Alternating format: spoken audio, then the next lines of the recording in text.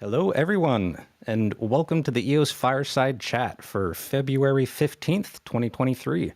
We have a full agenda for today, including Yves LaRose, selected as the People's Choice for the 2023 CoinTelegraph Top 100. We've also got a monthly BP call recap, as well as the ENF's January Programs and Operations Health Report, and a new Lovejoy NFT, which I was so kindly gifted, as well as others. We've also got Pomelo updates, including Pomelo lore, an astronaut airdrop. We've got achievement badges, grant collectibles, DNA potions, and a Season 4 feedback survey. We've also Edenia, who's got some Antelope tools, and much, much more. EOS is a Layer 1 smart contract platform that is governed by its community. It's the only crypto network that has had its foundation emerge organically from within the community years after the launch of the network. Last year, the EOS Network Foundation hit the ground running and established some much-needed funding mechanisms for the community. Finally, longtime builders in the EOS ecosystem had access to funds to build the EOS projects they loved through a variety of ENF-funded initiatives, such as the EOS Recognition Grants, the Pomelo crowdfunding platform, the Direct Grant Framework, as well as the Eden community's consensus building process. And by the way, all of these EOS funding opportunities, except for the recognition grants, are still available today. Whether you're new to the community or have been with us for years, we encourage crypto builders of all kinds, from content creators to developers, to take a look at the new EOS to find out how they can get funded while adding value to the EOS ecosystem. On top of these funding mechanisms that the ENF put in place in 2022, the ENF also hired the best devs in the space and helped establish a strong technical foundation that is now supporting exciting projects that are in full bloom. Some of these solutions were recommended as a result of the Blue Papers research, and some of them are now fully implemented, including Recover Plus, which protects qualifying DeFi protocols, and the Yield Plus program that boosts returns for a diversified range of DeFi applications. Another big accomplishment last year, spearheaded by the ENF, was the successful forking of the B1-controlled EOSIO codebase to the community-controlled Antelope codebase. The Antelope Coalition, composed of EOS, Wax, UX, and Talos, was also established and are now working together on protocol development and enabling new synergies such as instant finality and inter-blockchain communication between all Antelope chains. In case it wasn't yet crystal clear, EOS is in the midst of an epic narrative reversal, and the new EOS has a potential to become one of the most legendary crypto redemption arc stories of our generation.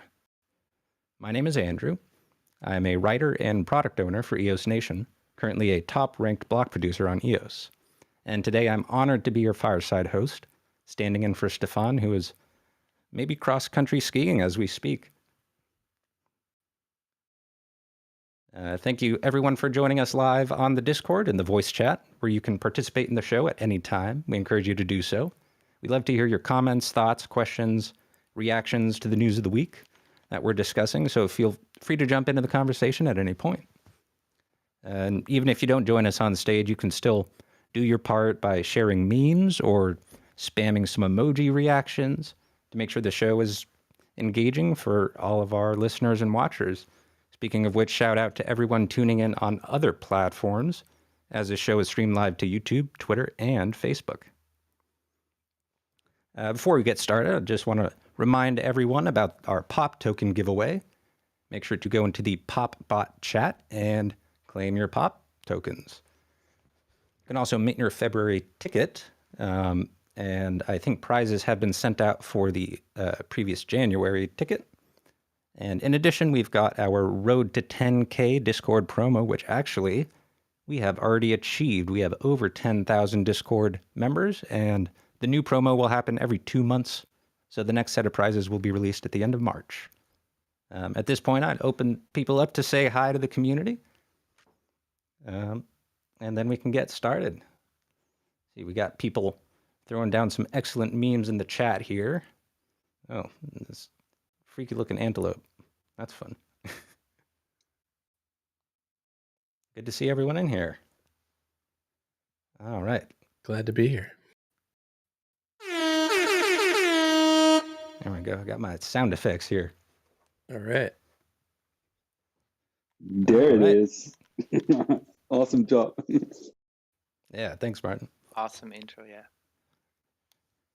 So let's get started.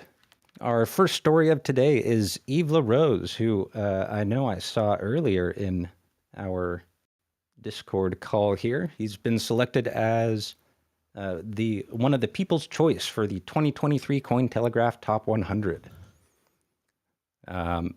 So this is a user, or I guess the people's choice that people all voted. Congratulations to Yves LaRose for his place on the top 100 list. 2022 was a year of intense activity. During the second quarter, the ENF saw exponential growth as an organization with a rapidly growing team and a global expansion. That's how the creation of ENF USA LLC and ENF Hong Kong Limited. As part of its business development and marketing strategy, they also forged a strategic partnership with Zyson, which pretty sure I saw Rhett in here. And that's so that we can maintain a physical presence at trade shows and at Web3 events throughout Europe and Dubai. In September, EOS experienced a major consensus upgrade to cut all ties with Block 1. In addition, we've got the EOS Yield Plus portal, and then other initiatives as well. In 2023, the mission will likely be to expand support for Web3, NFTs, and the metaverse across its ecosystem. Funding more businesses within these communities and providing them with reliable infrastructure and collaboration will be crucial if the company wants to retain a significant role in a vibrant, innovative market. So there's I don't know if Yves is in here, wants to share anything about his experience being one of the top 100 crypto influencers. Sure. I am here. This really came as a surprise. I had no idea. And we even talked about that internally. No idea that this was happening or whatnot. We don't even really know what that means, how the voting occurred, or we've got no idea how basically this was ranked or how they decided any of this. But regardless of that, it's pretty awesome to see. And although my brown-eyed, short beard face is on there, I'm not sure where they got that picture. The idea is that it's really all of you. I mean, I guess I'm the figurehead that's in there, but this EOS comeback and being a crypto influencer, or EOS basically being a crypto influencer as a community is really what this represents. So this is a huge shout out to all of you, all of the work that you're each individually doing, so that this community essentially has a comeback, that EOS essentially is back at the table. And so it's a huge shout out to all of you. This is really cool. Last week we got, I guess, from the block producers, an internal shout out of the work and the function that the ENF provides. And this is just an external shout out of the work that we're all providing as well as a community. So a huge congratulations to all of you. This face basically represents all of you up there. So thank you very much. And if I can add to that, there's a lot of people within the community who are also doing some really awesome contributions. And it is sort of, it's very much enabled by what the ENF is doing. So as somebody who is doing work in the community, I'm very happy to be a part of the sort of reimagining of the EOS network.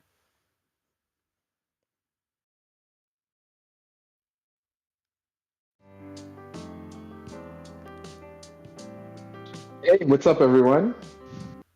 It's Steph. Hey. I'm not out cross-country skiing because it's raining right now, unfortunately. So I figured I'd tune in to the fireside. Looks like I can't stay away even if I'm on vacation. But good job, Andrew, so far. And yeah, congrats, Yves, and the EOS community for being ranked as a top crypto influencer. It's pretty cool to see.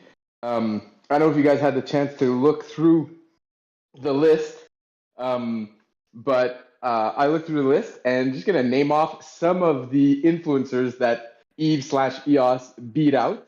Including Noble Gratz, Jack Mallers, OKX founder Raul Paul, Central Bank of Nigeria, Adam Bag, Kathy Woods, Arthur A's, all ranked lower than Yves, and also ranked lower than Yves, staking, hardware wallets, and AI. So I thought that was pretty funny and pretty awesome to see. So I just wanted to jump in here, say hi to everyone, and share that little cool tidbit of news.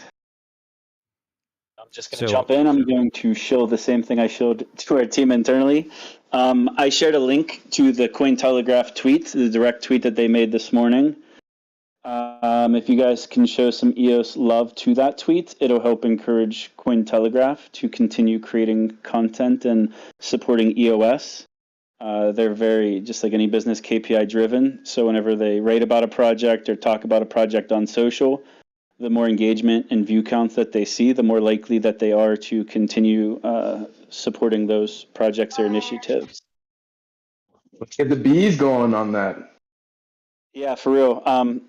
It's for whatever reason. The copy for their tweet wasn't the best, but I think this is huge news. And it like Yves said, it did come as a surprise. So we do have PR teams that are regularly engaging with CoinTelegraph and CoinDesk and everyone else. And obviously, we can make suggestions for these, but when these lists come out, they're very strict about this isn't some pay-to-play.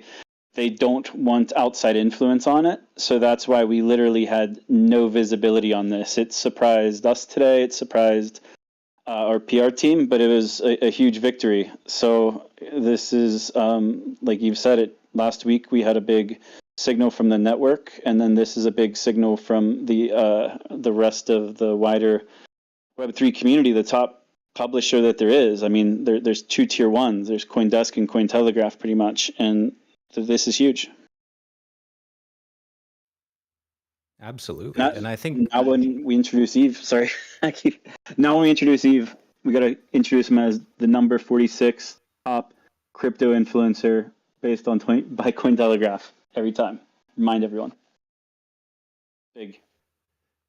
Yeah, and I think an important sort of piece of insight is that the EOS sort of, or I guess as an EOS community, we know the EOS story and we know that it's a pretty epic story. But as far as the wider crypto industry, not a lot of people are familiar with the story behind EOS. And I think particularly with that in the background, seeing Yves get, top 50, that's, in the sort of in the better half of the top 100 list.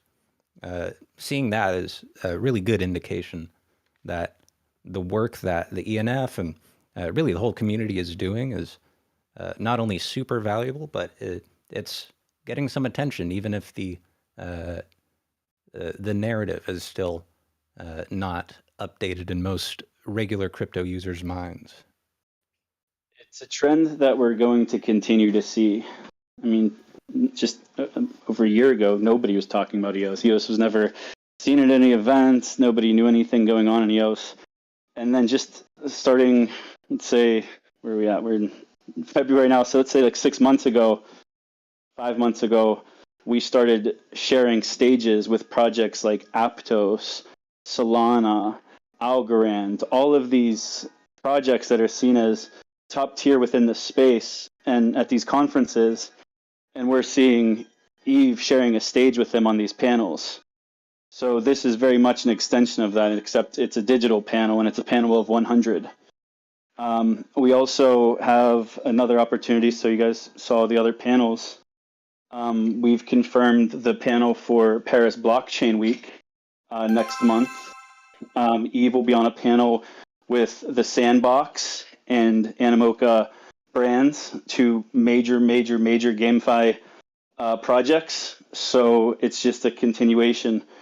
Also, I know it's later in the topics for the show, but the BP report we published, I think we talked about it on the Fireside Chats before the BPs even heard it, but you'll see, Andrew, you mentioned the EOS story is still being told to a lot of people. A lot of people still haven't heard it. So one of our other big partnerships that you'll start seeing the fruits of the labor for is Msig. So the top crypto research firm, their research is actually in Bloomberg terminals. Basically the introductory report for EOS will be published next month. So we're working with analysts from Msig to give them as much information as we possibly can. And they're taking an independent review of that, and they're in the process of drafting that report. So that'll be published in the next couple of weeks. It'll be in March. And then following that report from Msig, every quarter, starting at the end of Q2, so let's say July, every quarter for the next 5 quarters, there will be a quarterly report published by Msig that's going to report on everything happening in the EOS ecosystem, as well as all of the different on-chain metrics. We provided them API access to historical on-chain data for the last 2 or 3 years. So they'll be analyzing that every quarter and monitoring progress. So more and more pieces are coming together. Everyone is starting to see some of those fruits of that labor. I know everyone wants to see things now or yesterday, but the truth is things like this just take time. A year ago, it would have been impossible to get anywhere even close to that top 100 list. And this year, it's not even just being on the list, it's in the top 50. So it's huge. I hope everyone can... I'm just really excited to start seeing, having everyone else start seeing these kinds of things happening, because it didn't happen overnight. It's been a long grind. So it's nice to get these surprises every now and again, even surprises for us. Really, really big.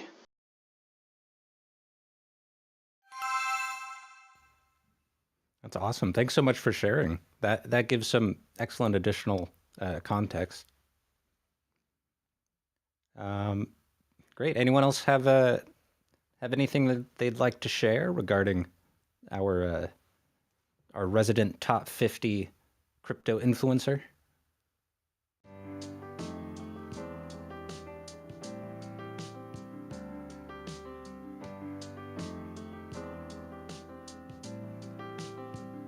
All right, we can move on. Our next topic is the monthly BP call.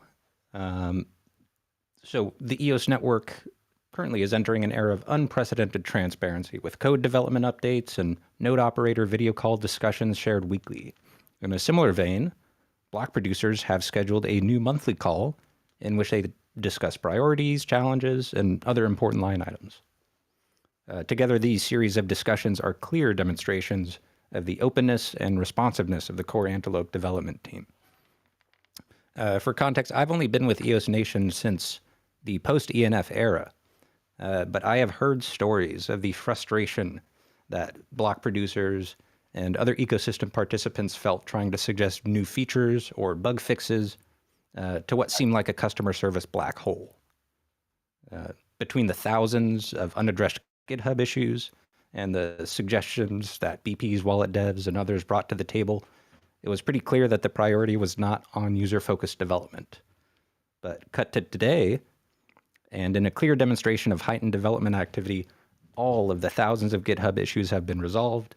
The core team is now engaging in direct and clear communication with BPs and other stakeholders. And the level of engagement is a breath of fresh air to the EOS community. I know in personal conversations I've heard the exact same thing. And these monthly BP calls are one of the many prioritization exercises that helps the ENF select the most important development goals with the help of the community. Perhaps we have some attendees who have some insight to share into the monthly BP call. I'll jump in. So, great intro, but I just want to correct one thing. So the ENF is the one hosting these events. It's not necessarily the block producers. We're facilitating it. They obviously play a very important role to show up, but we're the facilitators of it. and this was our second one. So we did the first one right after the new year in January, and that one essentially, the main topic brought up was the potential for the multi-sig that was passed last week. So it was more or less to have that discussion way ahead of time before proposals got put on chain, for example. Allows community discussion, Q&A, BP discussion. So that was the main topic covered in January. We were just kind of getting our processes in place. That's why you didn't see a recap blog post like you just saw published an hour or two ago. So the general idea is that we will be having these calls monthly. This was our first call leveraging a Zoom integration called Interprify, which allows United Nations style translation in real time. So when I was speaking in English, Chinese speakers were hearing Chinese in real time. When they would ask questions in Chinese, I would hear it in English. So this was the first time testing this tool. The feedback was amazing. And we will start leveraging that tool for public community calls, starting with an event for the Korean community, which we will be announcing dates and times for in the coming week or so. But we believe that the Korean community deserves this attention. So that software was a huge win for the BP call, but it'll continue through other initiatives. It was definitely a great pilot. But the general idea for these calls, you can think of the top 30 block producers as essentially the board. Like it's the top 21 are the ones with signature authority on chain, but realistically, anyone within the top 30 could rotate in. So you can think of it like a board. So you can think of these monthly calls similar to a board meeting. That's why they're not open to the public, and that's why we're publishing meeting minutes. There's no secrets at these calls. Aaron, I see, is on this fireside. He can kind of speak to that. That pretty much everything in that report was what happened on the calls. There may be some occasions where something may be discussed that we could potentially say this one piece, keep this under wraps for X amount of time or until we make a decision amongst the collective decision makers of the network. But 99% of what's discussed on those calls is meant to be public, and it is even told at the very beginning of the BP call. It is said that everything discussed on this call is public. The BPs, if they wanted to, could go back to their own communities and share as much as they wanted to that night. We just had a little bit of a lead time to put together the blog and get our process going for it. So our recap came out 1 week after the call, but hopefully we'll get quicker with that and get it out potentially Monday or Tuesday after the call. But the general idea is that we will have regular calls with the top 30 BPs, the decision makers of the network. We will present them with all of the work and initiatives that the ENF is doing to give them transparency to what the work we're doing, as well as giving them the opportunity to answer questions. And we also plan to take feedback from the BPs, listen to them, let them tell us advice and directions that they believe we should be going. And then as far as the cadence, after those calls, we will be putting together the meeting minutes, making them public, and making sure that we publish them before the next week's Fireside Chat, which is what's happening right now. Like I said, ideally, we'll get the blog out a day or two earlier, so you have time to digest it, to come up with questions for us. But the intention is we communicate to the BPs, the decision makers, and then we communicate to the wider token holder community on these Fireside Chats. So that's kind of how we envision it. And I'll stop there because I would like to actually hear questions from the community on anything that they wanted to ask or learn more about based on the minutes that we published.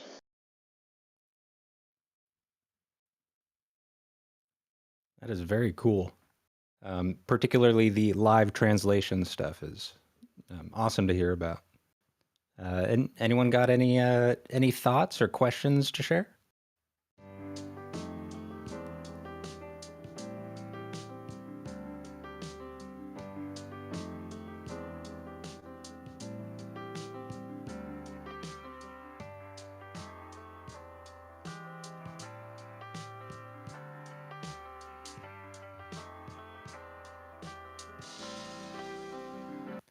All right. Well, moving on, this is similarly, this is just a little heads up for the EOS community. There is a Binance AMA, so clear your schedules, EOS aficionados. Binance Live is doing an AMA with Yves LaRose on Friday at 9 a.m. Eastern, 6 a.m. Pacific. That's one that I pay attention to. And if you join and fill out their survey, you can have the opportunity to win a portion of the AMA's $5,000 in EOS rewards. So to enter, you just need to make sure you're following Binance and the EOS Network Foundation, and then you want to share that AMA tweet or Facebook or Instagram post and tag 3 friends, and then you fill out Binance's survey. And then you just log into the Binance account and join Binance Live to qualify to win. Binance is going to pick 40 winners to receive up to $25 worth of EOS out of those who complete the tasks I mentioned above. So that makes a total of 1,000 EOS prior to the AMA, and then the remaining $4,000 in EOS will be given out during the AMA. So I know I'm looking forward to that. I don't know if anyone else here is looking forward to that, but I think it deserves an air horn or 2. An AMA with the number 46 top crypto influencer in the world? Wow. Man, Binance lucked out, man. They're lucky to get such a catch. But like just looking back, like even a year ago, like this would have seemed crazy to get this type of partnership going with Binance. So that was another talking point during the BP call. And I'm pretty sure we've talked about Binance multiple times on these fireside chats. So as far as I understand, all of the questions have already been submitted. So the AMA is Friday at the date and time Andrew mentioned. But in addition to the AMA, obviously there was the Tether listing, which is kind of older news at this point. But then there's another component to the partnership with Binance. There was a bullet point on it in the BP report.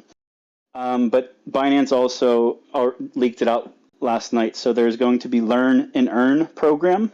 So basically an incentive program for people to read and watch videos about EOS to educate them on what's going on and what we have here at the EOS network. And then after consuming those educational materials, they could actually take a quiz to earn EOS. And that EOS is locked for 150 days. So people can't just take the quiz and then dump the EOS. It's 150 day holding period after completing the quiz. So that's something else new. Binance will be tweeting that out sometime if they haven't already. But they tweeted or they posted it on Facebook last night. So as soon as I'm done talking here, I'll find the link and drop it in the text chat. But highly encourage sharing that on social. Obviously, for the target audience is people who are not familiar with EOS, and Binance will also be playing an even bigger part than anyone on this call will, as far as marketing that. They have millions of users on their platform, all KYC'd, so there's no risk of cyber attacks, of people taking the quiz hundreds of times to kind of take up all the prizes. So that's huge. They also have a giant social media following, so the AMA tweet already went out from the main Binance account. I think that one went out last week. So we could also expect social media support from Binance for the Learn and Earn quizzes.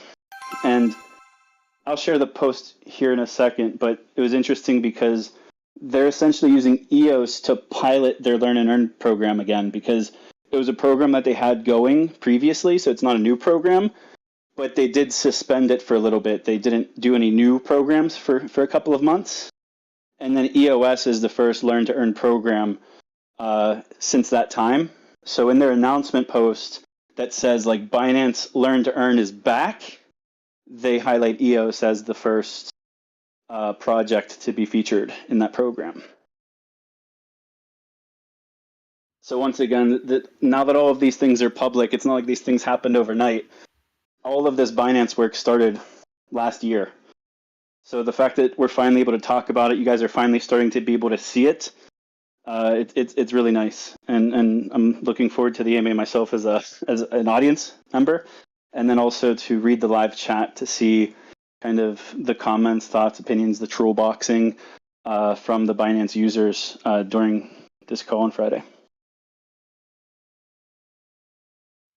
Yeah, I'm curious about that too. I heard and it was a podcast with Vitalik, and he mentioned EOS, and then the interviewers clowned him a little bit. But it's only a matter of time before people start to wake up and see all of the great developments that are happening in the EOS community.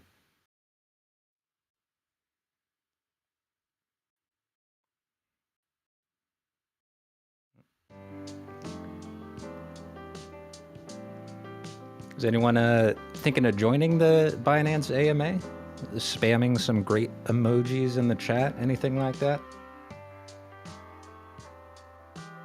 Oh yeah, Zack just reminded everyone to show some EOS love to CoinTelegraph. Pump up those numbers.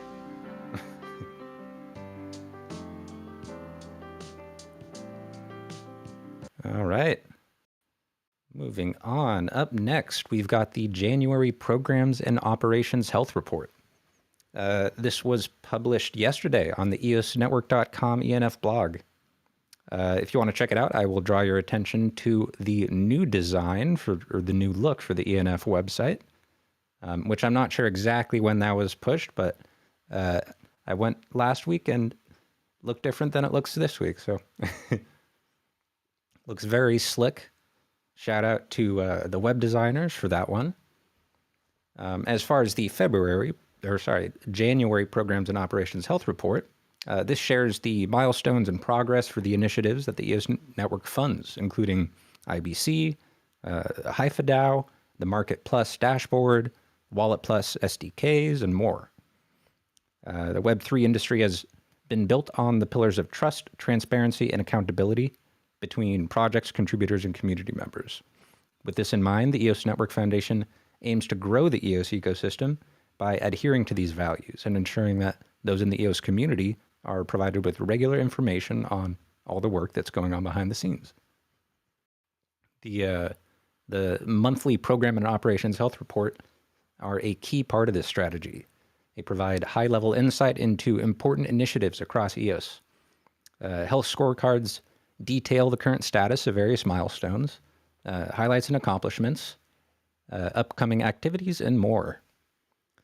A deep cut highlight, in my opinion, is the Antler Contract Development Toolkit, or CDT, which is a set of programs that helps smart contract developers build and maintain smart contract projects.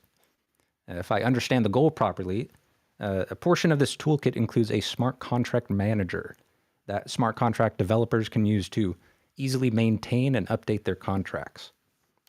I could see that as an immensely useful tool, especially when dealing with complex smart contract dependencies. Feel free to chime in if you have a better understanding of this than I do. Another highlight is the Wharf Software Development Kit, or SDK, which is easy to get confused with the Antler CDT. But the Wharf SDK is more tailored to web clients than blockchain-facing CDT. Based on the progress report, it looks like things are chugging along as Greymass updates the session kit and adds standardized but easily customized UI components that web developers can use in their workflows. If this kind of thing is interesting to you, I would encourage you to listen to the Antelope Coalition meetings, which are publicly available on the EOS Network YouTube channel. Personally, I think it's the thing that gets me most excited about the EOS Network. Seeing all the hard development work, it's quite impressive. For anyone who's actually nerdy enough to look for all of that information, there is so much on that's tracked on GitHub, including the project spotlight reports. Like we try to give as much alpha as we can on these firesides to the most diehard community members, but actually sometimes the alpha is even earlier if you're following the things on GitHub and in these project spotlight reports. So the point of the project spotlight reports is literally it was an internal tool for the ENF. So as we've expanded and have grown as an organization over the last year and a half, We've got a very strong operations team. Thanks to Ted Cahall and Jeff Warner, for anyone who knows those two. And with that operational support, they obviously hold any project that we're providing funding to or contracting with, whether it be through the coalition or through a direct grant, like with Haifa DAO. Any project that we're deploying large amounts of capital to, we had to hold them accountable anyway. So we already had project managers on all of these files. We already had to track timelines and deadlines and deliverables, because the nature of our grants, they're all milestone based. Workers don't get paid until they actually deliver the goods, so to speak. So this was literally an internal tool that at a certain point we decided, okay, we've done this for a couple of months now. It's become a solid product for us internally. Let's find a way that we could start publishing it publicly. So over time, you're going to see more and more things like that. This is a big one. But for anyone who's ever asking for updates on things that we may have announced grants for even like 6 months ago or longer, the updates are all in that project report. So if there's a delay, you could actually see it. They have like red light, green light, yellow lights for every single project in that report. And when you see a red light for a month, that means something bad happened, or there's something stuck. And it'll even tell you what that is stuck. And at the bottom of a lot of the slides, you actually see individual like milestone roadmaps that give very specific dates, not even just to the month or the week, but to the actual day that things are being targeted for. So all of this is public, and it's all part of our kind of openness and like transparency strategy. Like we put a lot out there, and it's there for those that want to see it. So if anyone ever has questions about it, the Fireside's a good spot to ask those questions or for clarifications, or my DMs are always open if you want any additional information on these types of reports or programs that we run.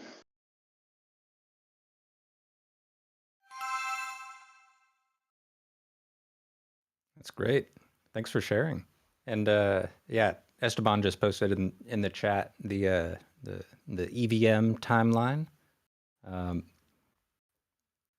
So I just personally really enjoy looking through these so that I can get a sense for where everything is. That was how I learned that IBC was coming out, which I have heard promised on EOS for 4 or 5 years. And so for me, it was sort of like, yeah, okay. Yeah, we've heard of this IBC thing. We'll see. But sure enough, as of last week before, we're live.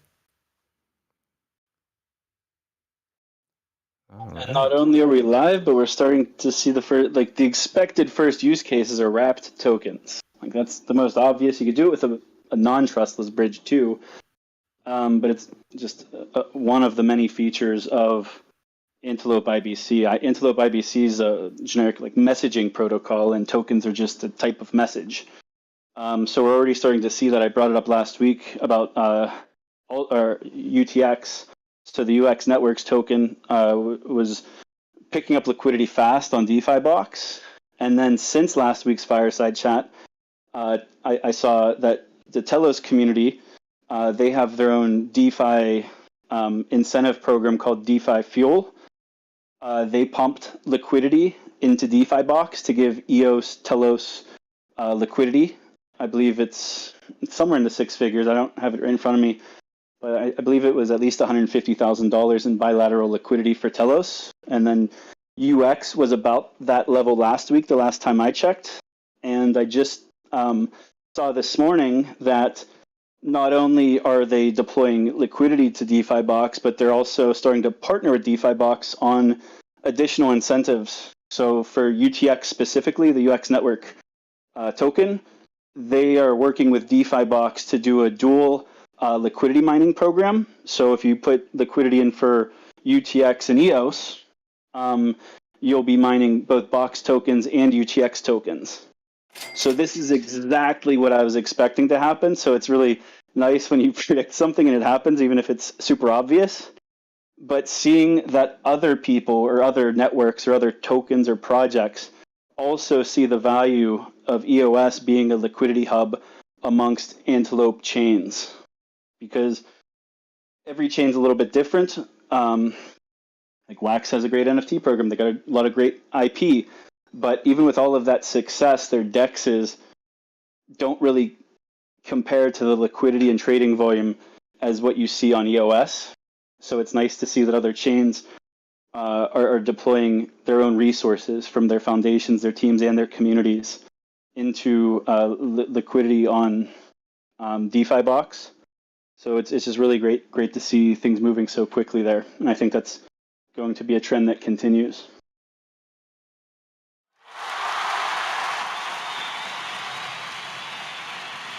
And if you catch, I don't know if it was, I think it was last week's Antelope Coalition call.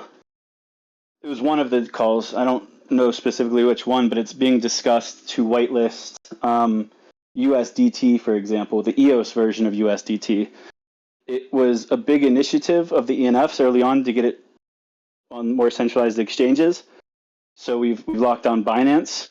There's others in the works using Binance as a framework. Once you get your listing on Binance, it's typically easier to get it on all of the other exchanges because they're all at least one tier below Binance. So it's kind of like follow the leader type of thing.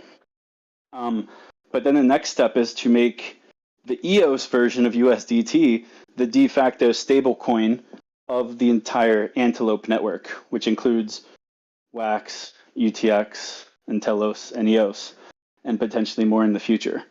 So it's great to see that happening also. I think once that whitelisting occurs, once it's possible to move USDT to the other chains, it'll be interesting to see if that's adopted. Because as I mentioned at the start of this topic, EOS is the liquidity hub. So if that is the case, then there's probably more utility for DeFi and things that you need stablecoins for on EOS. But that doesn't mean that there's not there's unlimited use cases for fiat and stablecoins. So it'll be interesting to see if, let's say, for example, like Wax, I'm just making this up, there's no commitment here, but it'd be interesting to see if like NFT marketplaces or something would start leveraging the USDT essentially as part of their marketplaces or on Telos or UX. So that'll kind of be the next token that we start to see.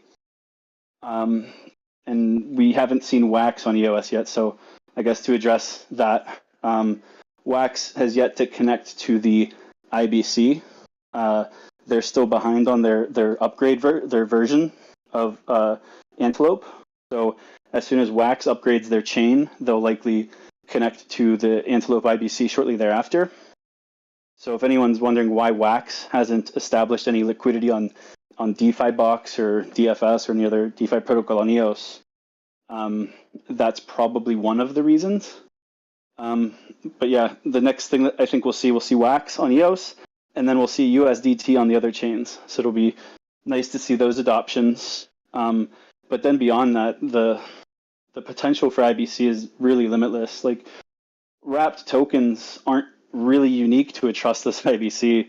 They've existed for a while, so it's not innovative or new to most people. It doesn't seem like a big deal, but the IBC protocol itself is a big deal. So right now we're still talking about the concept of how great it is to be able to connect cross-chain messaging and tokens between Antelope-based chains, between public chains, between Telos, between EOS, between UX Network, between Wax. And that's cool. But I think like long term, what's even bigger is once you start seeing a single chain, like EOS in this case, having the ability to scale horizontally. So when EOS first launched, there was this concept of side chains where new chains could be spawned that leverage the EOS token as its resource model for those side chains. So long term, that's kind of where I have my eyes. That's what the IBC enables, is horizontal scalability for EOS. So it's great to be able to connect to the Antelope networks. I know UX and Origin, they have plans to eventually extend their IBC to be able to connect to Ethereum and other places. But I'm most bullish on the long-term viability of EOS itself being able to establish some really unique features because of the IBC and what it enables. So that opens up the door for horizontal scaling of sidechains. It also would open up the door for app-specific chains. So a big trend that we've seen in the Web3 space has been app-specific chains. So we see it in Cosmos, you see it in Avalanche. Essentially, if you're going to build an application and get mainstream adoption, you don't necessarily want to share all of your resources with a public network. If you do everything on chain, then when other projects create transaction volume or the chain gets really popular, it's eventually going to hit a ceiling. Like for EOS, the ceiling's very, very high. But if we're successful, that ceiling's eventually going to be hit.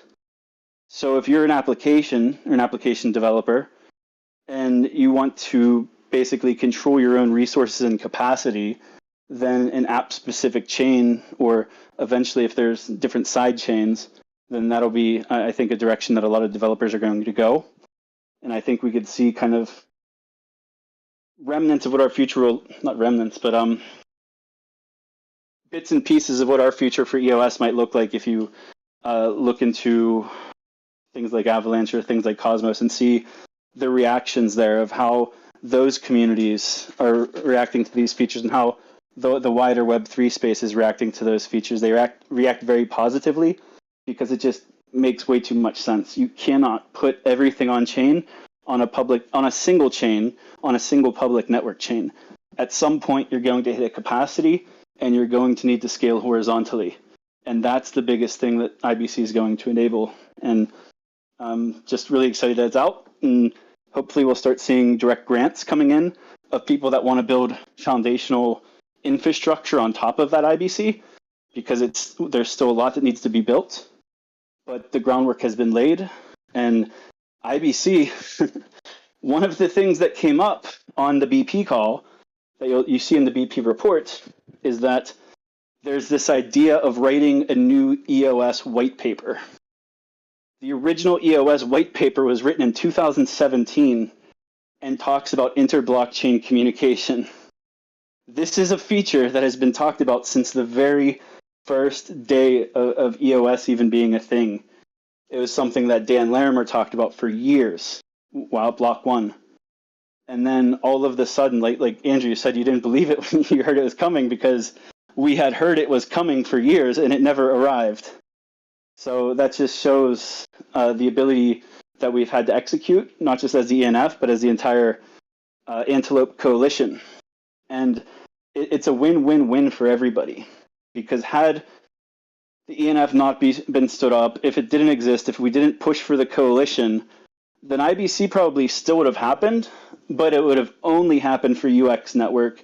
It would potentially be closed source and not a public good.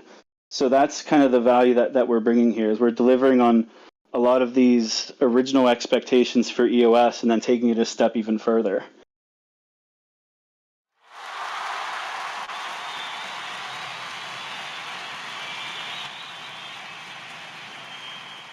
Yeah, that's very cool.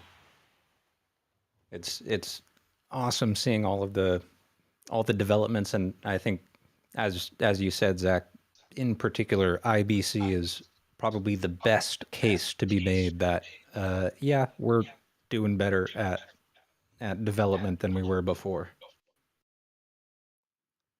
Looks like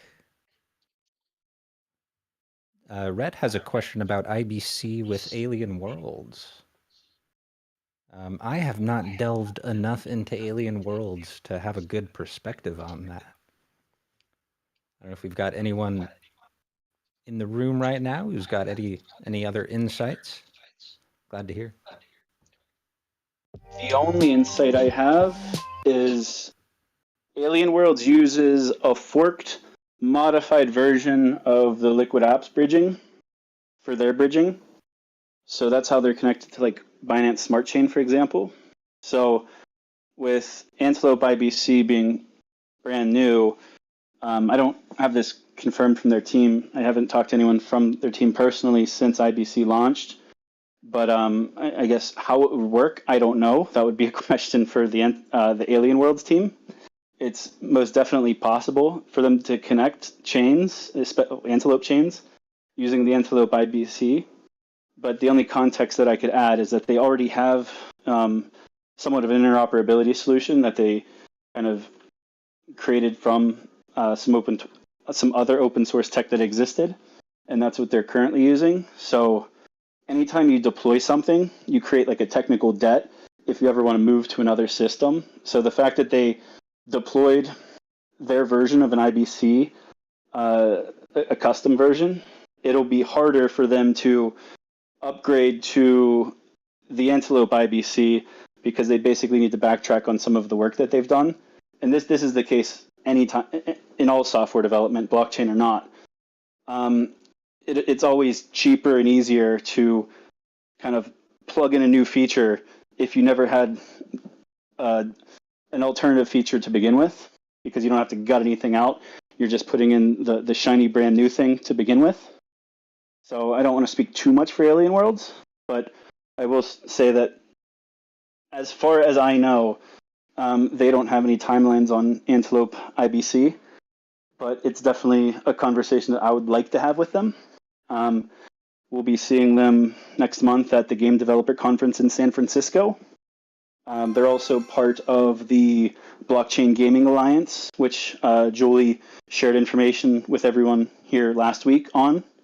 So we'll definitely be continuing on that relationship. I think every time their name comes up, I kind of ask them, why haven't you deployed the EOS yet?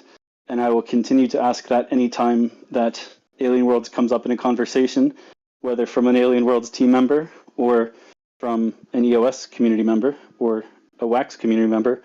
That is going to be my question. I would love to see them port to EOS. I don't think it'd be much of an effort at all because they're already on an Antelope chain, so the smart contracts should be relatively the same.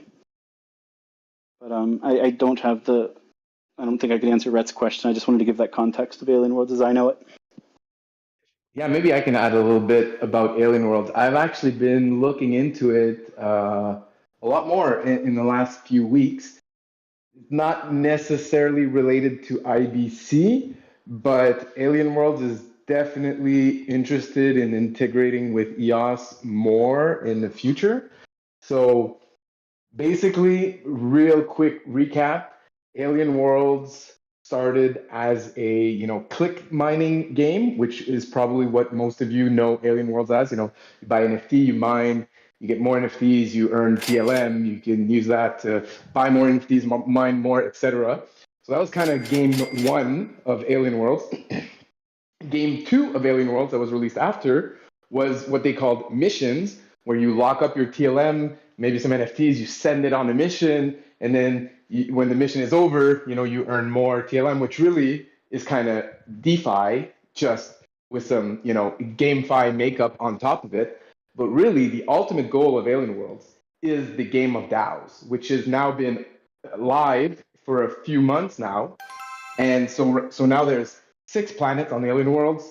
Each planet has a budget that they can assign to distribute to projects that want to build on Alien Worlds and build more games, build more features, build all sorts of stuff. And it's kind of the whole point of Alien Worlds is to build a decentralized ecosystem that can fund many different teams in order to build more, more stuff on top of Alien Worlds. So these DAOs that they're running, obviously this is run by the Coco, which was formerly EOS. Obviously these guys have a lot of history with DAOs. So I've been talking with some of the people that are involved right now, and they've been talking about Pomelo, and because Pomelo has a lot of funding features obviously built out. It's a system that has been stress tested, etc. They've also been kind of looking at HyperDAO tools and how those are coming to EOS. So there's definitely some interest to perhaps integrate some of these tools into Alien World. So how this exactly relates to IBC, not sure, but obviously those are good things that are all connected together. In terms of timelines, again, not sure, but it's things that some of the leaders both from the community side and from the Alien World and the company side are thinking about. So I think we will be hearing more about Alien Worlds this year as they continue to grow and they look to tap in to a lot of the advantages of EOS, such as Pomelo for funding grants, HyperDAO for managing DAOs, and all that stuff. So yeah, stay tuned for more. We're probably going to hear more from them this year. Yeah, it's very cool to hear about all of the synergies that are people are discovering in the process of kind of going back and forth and seeing where they can work together. It's great. All right. So I might move up this item here. So up next, we'll talk about Edenia and their Antelope tools. Or let's see, is Xavier? Yeah, I see Xavier in here. I'm here. Can you guys hear me? I can hear you. Perfect. Well, I'll be brief and basically wanted to take some time to talk about a Pomelo grant that we've executed and report back to the community and thank everyone for your support on the last Pomelo season. So it's Antelope Tools. It's actually a project we started 3 years ago. It was called EOSIO Dashboard. It's an open source option for a network and infrastructure monitor that any EOSIO or Antelope chain can use. So really, it's a community-driven public good built to provide a useful and straightforward way to visualize block producers' information and to promote transparency and reliability on all these networks. We didn't see an open source network monitor and available, so we decided to create our own that could be leveraged by any network. So basically, we display information on block producers or infrastructure, and we source this information from system contracts, and we also source information from their BP-JSON files, right? Currently, it's running on over 10 EOSIO Antelope networks, like EOS, Jungle, 4, Telos, Wax, Libre, Ultra, Proton, LackChain, and also some lesser-known private EOSIO chains are using it for internal monitoring. And it's really been a community public good since its inception, with the intention to provide just objective data on what the node health status is and what all the different block producers are offering the network. So, I mean, we naturally submitted a Pomelo grant and have been receiving Pomelo funds for the last 3 seasons. And, we're very grateful that Pomelo has been able to enable us to continue developing this. We use these funds to advance the project, and last season we rebranded to Antelope.tools. So, after the leap to Antelope on EOS mainnet, we think it's a much better name for it, right? So check it out. I did post a link in the text chat. And one other really cool thing we did is we partnered with a local tech university, and we built this season with 4 interns doing their capstone project with us. And we really see this Pomelo grants as an opportunity to onboard new developers and teach them about Antelope protocol and create valuable tools for the community, and at the same time teach people to build on Antelope. So I think it was a win-win in that situation. We got ourselves a community public good, and we got ourselves, currently out of the 4 interns, 3 are now working full-time and on Antelope development. So that was pretty cool. And well, some of the features we introduced our last season was we have API health checks. So the different nodes, if their APIs are responding or not, you can get a list of APIs and their health checks. Also their peer-to-peer endpoints, BP votes, rewards, and another really cool thing we did is we created an API. So other applications can now query block producer data through our API, right? So what you would have to do before is like query the system contracts, get the list of block producers, and go to every single block producer's BPJSON and gather all that data. And what we've done is we've consolidated all the block producer data in just one API. And that's fairly useful for a few tools that we've built, like voting portals or proxies or EOS Rate, which is this rating system. We can source up-to-date information on all the block producers via API in a programmatic way. So it's open for the community to use. You will need an API key to be able to query through the API, but we're more than willing to allow people to use the API if they request it. I guess a GitHub issue on our repo would be a great way to let us know that you're interested in using the API.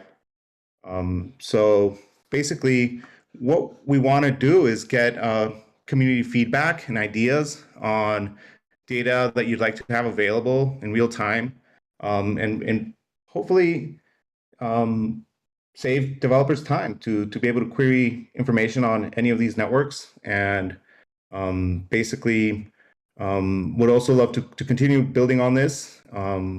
We might I'd like to use some of the new SDKs and UI components that are being developed, and possibly continue to build this. So I think it's a successful execution of a Pomelo grant, and I just want to thank everyone who supported the team. And look out for the next season, and really would like to hear anyone's thoughts and ideas on how we can improve this tool. So please feel free to reach out, and thanks again for the space today to talk about it. Absolutely, and shout out to the Edenia team for their hard work. We have a question on the chat here. Is the API free to use? The API is free. We're not going to charge to use the API, but it does require a key. So we can generate a key for anyone interested, and basically source the list of block producers, how many votes they have, what the rewards are in EOS and US dollars, what nodes they have. API endpoints is a really cool feature. So if you want to have a list of API endpoints that are responding in your application, you can query our API, get the list of endpoints, and then know which endpoints your app can use. Sometimes we can have like more than one endpoint for an app. So if one endpoint's not responding, we've got a failover. So just getting an updated list of endpoints is one thing that we can provide through the API. And yeah, just reach out and we'll be happy to give you guys a password if anyone, a developer is interested in using this API and save some time on building other tools around transparency of the infrastructure on the network. Yeah, that's going to be a great value add. Anyone else have any questions or comments for the Edina Antelope tools? I think everyone should learn the meaning of the word pura vida. Pura vida, Javier, pura vida. Oh, pure life. Thank you. Pura vida. Yves got a taste of the pura vida in Costa Rica, so I'm happy that there's a few of us in this part of the world, and pura vida. I'm in that time zone maybe, but not. Yeah, still pretty far away. Yo sé pura vida. All right. Anyone else have any thoughts? Oh, thank you, CAC. Appreciate that. All right, moving on. We've got a new NFT series, the EOS Hot Shots, featuring some of EOS's most legendary community members, including we've already seen the Bearded Samurai. We've seen a BB Bunny, which is Beatrice. And now a new one dropped yesterday, which is our very own Cupid Lovejoy. Oops. Oh, that's one moment. Is Brandon Lovejoy with us today? That's right. Yeah, I'm here. Can you hear me all right? We can hear you, but you've got the slow robot thing going on. Slow robot? No, hold on a second. We'll fix that. No one likes slow robot Lovejoy. Not even in Cupid form. Yeah, wow, that's fun. Plays play some music, Albert.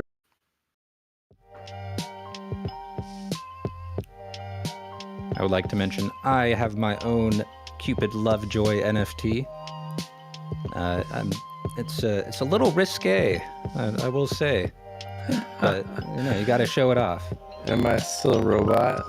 You're still a robot. Damn, what's going on here? All right, I'm gonna shut Discord entirely and.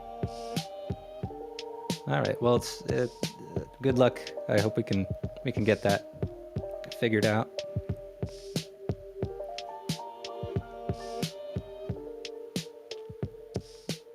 I have a little birdie told me that these are not the last of these EOS Hot Shot NFTs. So these are the rare Hot Shots. We may end up seeing some ultra rare Hot Shots to come. But at this point, I'm happy with my rare Cupid Lovejoy to celebrate the Day of Love. Is Lovejoy still a robot? Lovejoy is just a regular old Lovejoy now. All right. Whew, So- sweet. I thought I made like a pact with the androids and they took over or something, but glad I could escape that fate. Yeah, I see. You wrote a beautiful poem there. Or actually, let me just get this out of the way first. Was this Chat GPT or was this you? Yeah, so it was both. It was both of us together in perfect Okay. harmony, robot Yeah, and human collaboration. together. I was inspired by being cupidized or turned into a Lovejoy Cupid. So I thought I better share a poem with the community. And I read a bunch of poetry from Hafiz. I read The Subject Tonight is Love by Hafiz, which is a great book of poetry if anyone wants to delve.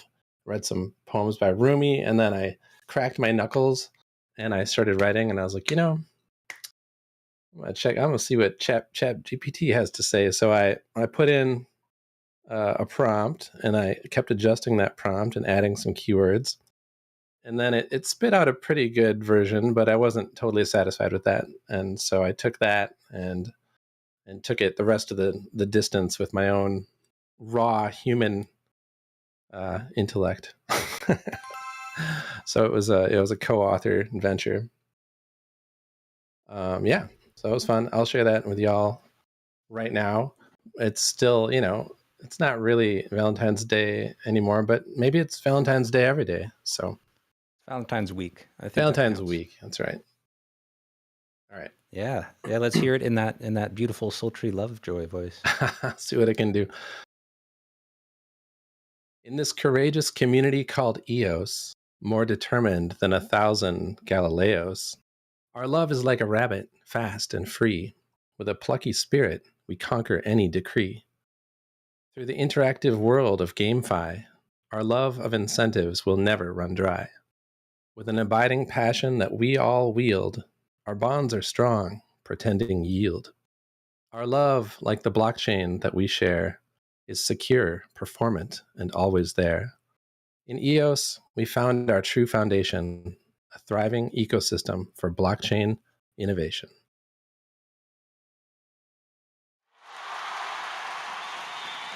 And yeah, Valentine's Day is every day. This is Valentine's week, as you just heard, and there's a Lovejoy Cupid floating around out there. So, pick one up if you want, regift it, sell it, hodl it. I'll probably throw a few Cupids. I've been just kind of picking them up off the market. So drop your, I don't know how many, I can't afford any more right now. So maybe the first 2 people that drop their EOS address in the chat, I'll send it out to you. And then, yeah, I also wanted to just say that the Atomic Hub interface is really slick. I hadn't played around with that in a while.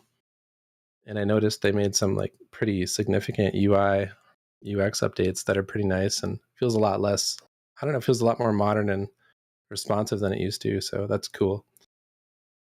And just a little heads up, speaking of NFTs, we have a podcast coming up soon, Everything EOS podcast with Rob and Kier of Facings, where they give a walkthrough of their Facings Creator, which is the collection manager that was completed through the direct grant framework. And so that's something to look forward to in the NFT world. Keep your eye out for that in the days ahead. I just want to jump in here, give a bit more context to those Lovejoy Cupids that were sent out yesterday. So those are actually the uncommons for this series that we call the EOS Hot Shots. There's 100 mints for each uncommon. So like you said, there's the Big Beard Santa, the Baby Bunny, and now the Lovejoy Cupid. There's also going to be rare versions of our favorite EOS community members and common versions as well. So keep participating in events, keep collecting these NFTs, and you'll earn chances to to collect more of these fun characters. So in order to earn a Lovejoy, basically everyone who was holding a raffle ticket from all of the raffle tickets, the Pop Token monthly raffle tickets that we've minted over the last year or so. So if you had one of those in your account, you had a shot at winning one of these Lovejoys. So there's actually over 600 of these raffle tickets, and we gave out 100 Lovejoys. So you had about 1 in 6 chance if you were holding a raffle ticket of getting one of these. And so we're working on future characters from the EOS community that will immortalize as NFTs on chain and be looking for fun and creative ways to give them out to the community. And thanks Lovejoy for agreeing to be our model for the Cupid. And thanks for that great poem. I really enjoyed that. Yeah. Yeah, that was fun. I've been kind of like AI resistant, so that was big deal for me. Yeah, and I'm gonna take it upon myself to see that the Cupid Lovejoys keep circulating around, and I think it's fun. So yeah, I'll send whatever I can to whoever is in the comments, but then send them around to your friends and see what happens. And the other hot shots too, the BB Bunny, there's a bunch of those, and the Santa Big Beard Samurai are out there, and as Steph alluded, there will be other fun ones on the way. So yeah, fun to play around with. And let's get a quick F in chat for Lovejoy's EOS wallet that is getting decimated by purchasing himself on Atomic Hub. We got some Fs here. F? What do you mean? Oh, FFF? The F in chat is for when I think it's from playing video games when someone dies, and then you press F in chat, something like that. I don't play video games, so outside of my depth here. But it is. I appreciate you sending me a Lovejoy Cupid. I'm just imagining that you're. I'm imagining you becoming kind of like the kingpin of Cupid Lovejoys. Yeah, I just felt like I should buy the ones people are trying to sell and get them into hands of people that want them, or people that want to just hold them and then resell them, or people that want to send them to their sweetheart, or who knows. So move those NFTs around, keep them flowing. Here you go. For all you plebs who don't understand F to pay respects, or F in the chat, there's a Know Your Meme. This is a great website. If you haven't heard of it, any meme in the world you can look up on Know Your Meme, and it gives you like who used it and when, and like the whole background. It's pretty crazy, to be honest. I see. From Call of Duty, it would appear. Cool. Learn something new every day. Indeed. That one's a louder one. right, moving on. We touched on it earlier when talking about Edenia's Antelope tools, but we've got some updates for Pomelo. So Season 4 of Pomelo is complete, and grant owners can claim their matching funds. I have done it. I am a grant owner, and it's very easy to do. Great workflow there. This week, top donors and top grants will receive their achievement badges, which I don't think I qualify for, but that's okay. Meanwhile, new visitors are airdropping into Pomelo moon bases. They are showing a particular interest in complete, common, rare, and ultra-rare collections.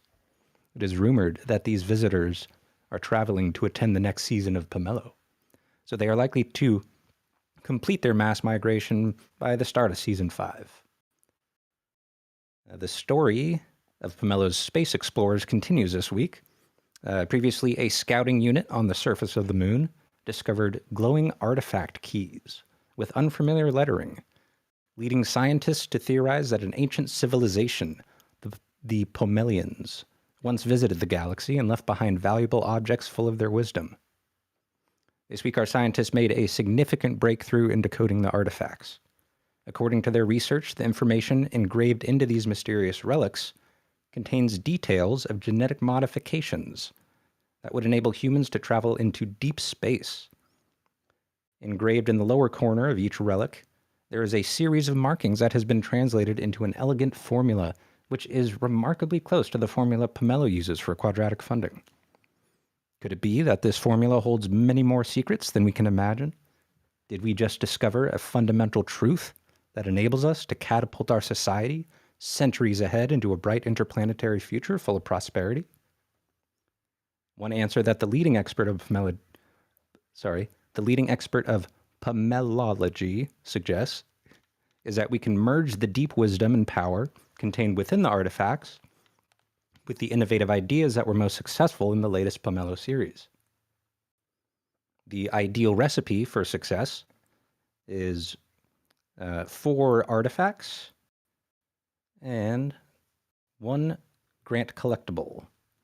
You can get grant collectibles at harvest.pomelo.io, where you can also blend them with the ancient artifacts to create a DNA potion.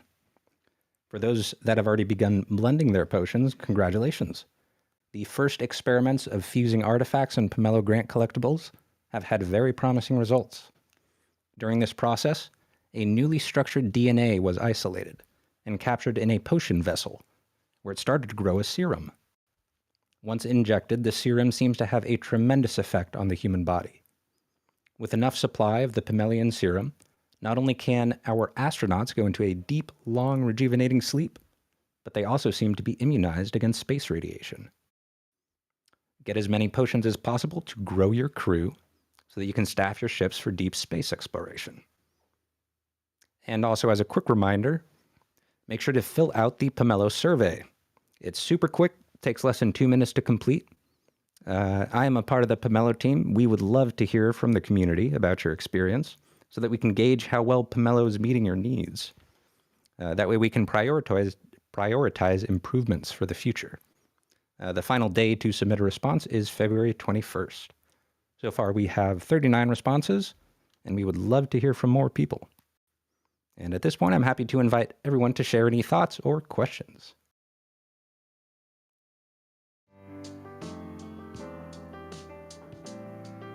Hey, Andrew. Martin here. Hey, Martin. Awesome. Thanks for reading the lore. If there will be ever like an audiobook of the Pomelo NFT lore, I got your job there. Sounds awesome. A quick update on that one. So the minting or the blending, crafting of the potions will start tomorrow. So there will be a little delay on that one, but everything else was absolutely correct. And another thing that happened today as well was the dropping of the achievement badges. So from the previous season, we had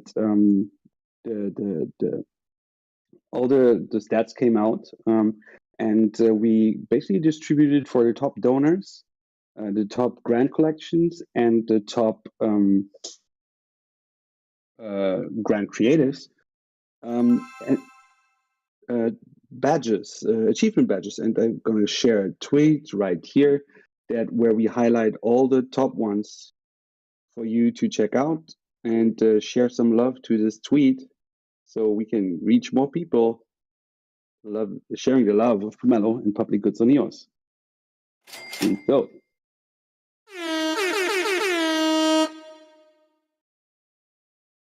Awesome. Thank you, Martin.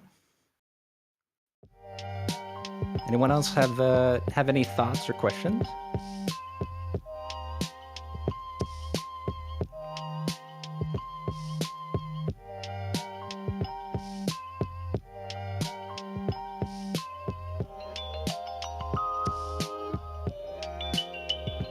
All right. Well, while we are on the subject of Pomelo, I feel like I would be remiss if I did not mention some of the most exciting Pomelo grants, to me at least. One of those is ZEOS. As an example of the power of Pomelo, veteran grant owners ZEOS continue to build their privacy solution. ZEOS uses ZK Snark technology to allow EOS users to send tokens, NFTs, or other blockchain assets to the ZEOS smart contract, after which the depositor is given a hashed or obscured identifier that the owner can use to claim the deposited asset. The ZEOS team has been making a lot of progress, and if you'd like to keep track of updates, you can check out their developer calls. In those, they share updates and coordinate development priorities and milestones. This series, in my personal opinion, will be very exciting to watch in the future.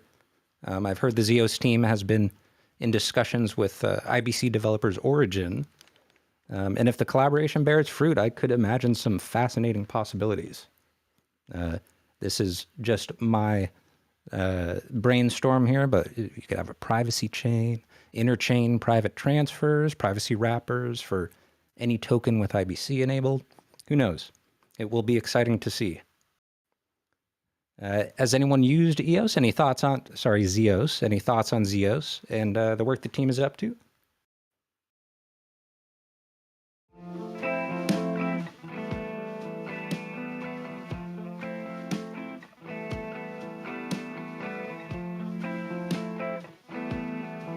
Let me find the link for ZEOS here.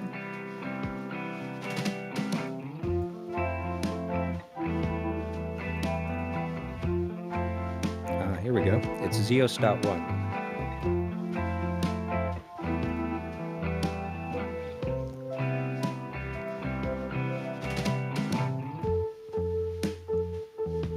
Here we go. So I just put the website to that in the chat.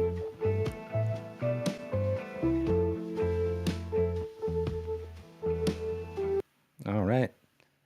Moving on. This is not the only Pomelo grant that we're seeing the results of. We already saw the Antelope tools. We already saw ZEOS. We've also got Msig.app. So Msig.app is an application that was developed by the fine people at Crypto Lions out of Ukraine. The basic idea is that Crypto Lions they're one of the oldest BPs on EOS. They're experts in multi-sigs, and they wanted to take a great user experience and put it into the idea of multi-sigs on Antelope blockchains.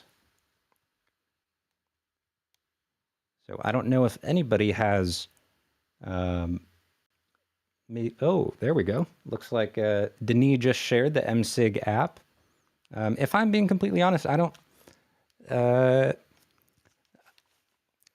there are certain governance decisions that I can see being done by Msig, but I haven't really explored all the different things you can do with Msigs.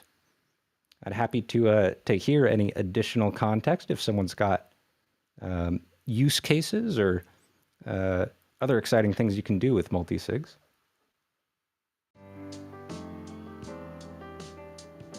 I'm sure Denis has all sorts of, well, Denis probably doesn't need this tool. He's a developer.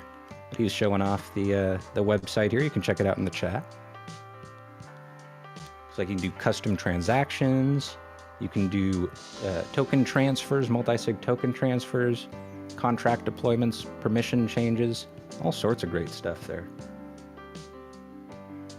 And again, this is coming from Crypto Lions, who I believe they may have been the ones, or at least were quite pivotal in setting up the jungle testnet. I may be mistaken about that. There's a long history in EOS, and I may not remember all things that well. So glad to be corrected. That said, they have been a pivotal part of the EOS community for quite a while, and it's very exciting to see. Oh yeah, still the Guardians of the Jungle, it looks like. That's great. So if you use Jungle, make sure to shout out, maybe even vote for Crypto Lions. All right. One other thing I'd like to mention real quick is the new Chinese Fireside Chat, which will be hosted by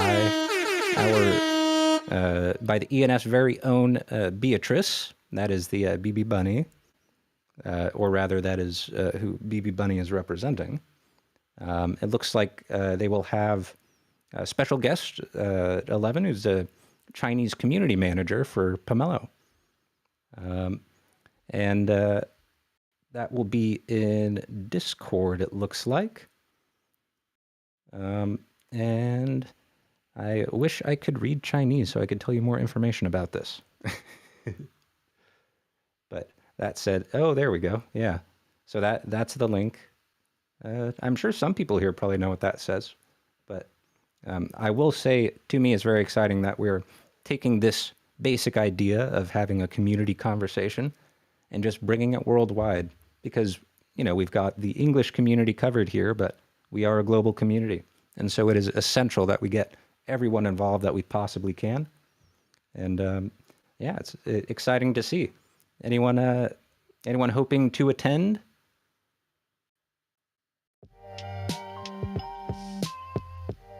So I can read what's written there, but it's basically just an intro. Like it says, ENF Community Manager Beatrice and Pomelo Grants Chinese Community Manager 11 will be guests in our Discord community to share project progress and answer questions to you.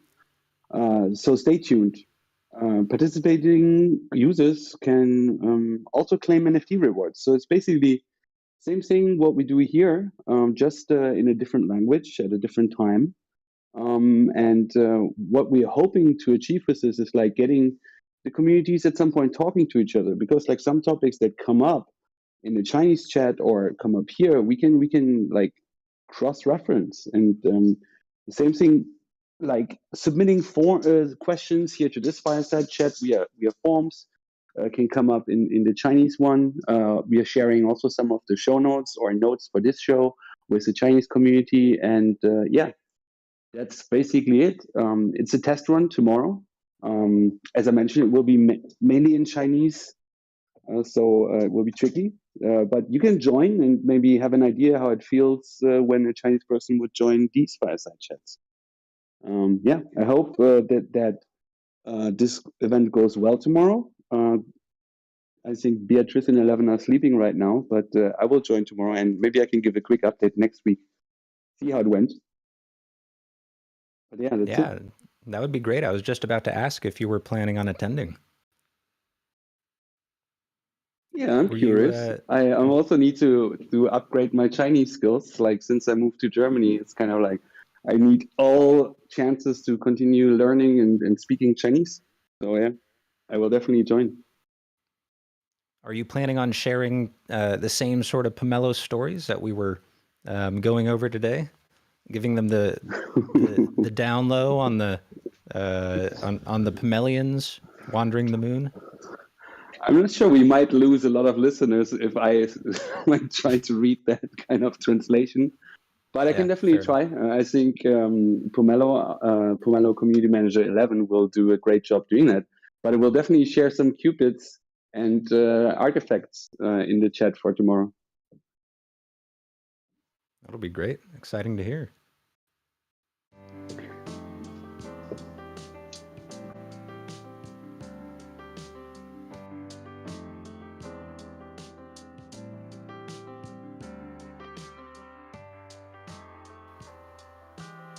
All right. Moving on, we've got Defibox and their IBC adoption. As IBC takes its first steps into the Antelope ecosystem, dApps have begun incorporating IBC into their workflows. Defibox is a great example of this. Less than a month into IBC, Defibox is already turning the EOS blockchain into a liquidity hub for Telos and UX tokens, and they've opened trading pairs for both. Zack mentioned this earlier, but also Defibox is flexing its own marketing muscle to promote these IBC-related updates. For 90 days from February 16th to May 16th, Defibox will open a special mining pool for the UTX EOS liquidity pool, and they will be offering the equivalent of a 20% APY. Again, over only 3 months, so probably ballpark 5%. It will be paid out in Box and UTX tokens both.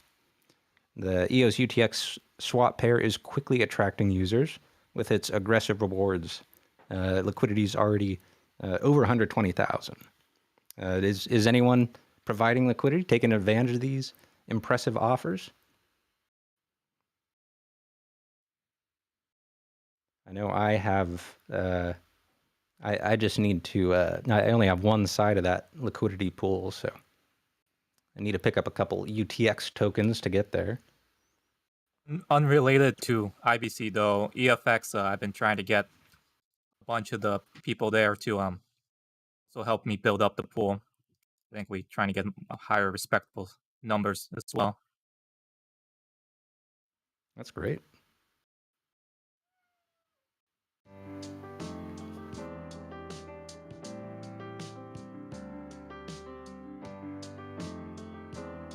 Sorry, you might hear my cat in the background being kind of annoying.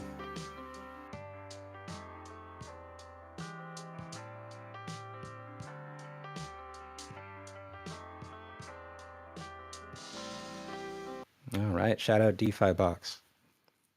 Moving on, I would just want to highlight another one of the very cool dApps going on in the EOS ecosystem, and this one is Upland. I don't know if anyone here plays Upland, but it's one of the more visited blockchain applications on my phone and is one of the top dApp games, period. It was number 6 last time I checked. In Upland, you explore maps of the real world to stake your claim on properties using UPX tokens, and then you build them up using Spark tokens. I've been making daily check-ins to collect my Spark rewards, and I even bought my grandparents' old house. Upland is consistently pushing out updates and collaborations, and most recently they introduced 3D avatars and a racing app, along with a collaboration with the NFL for a Super Bowl fan challenge. That's American football. Even Upland fans are joining in on the updates with a new fan-created app that Upland players can use to calculate travel time and pricing for traversing the Upland metaverse from city to city. This past week, Upland released a demo of the Upland racing app, where users can compete against other players on the streets of Upland. I played around with the demo, and it's fun watching your car navigate the city and seeing how people have decorated their plots of land in Upland. In addition, the NFL fan challenge just ended, literally 1 minute before the Fireside Chat. It's essentially, it was tracked on the Upland website. There's a big game leaderboard. It's a Super Bowl competition tracking who has gathered the most fan points total throughout the game. And the winners receive UPX rewards as well as Spark rewards, and may even get some exclusive avatars, or block explorers as they call it. Is anyone an Upland player out there? Got a cool house or some fancy decorations?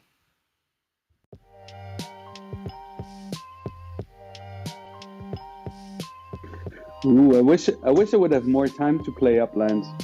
I've been playing since, I think, the beginning, when they launched, always like checking in, seeing where my block explorer is, which street it is. Like, and started like I was playing more when it was just in San Francisco.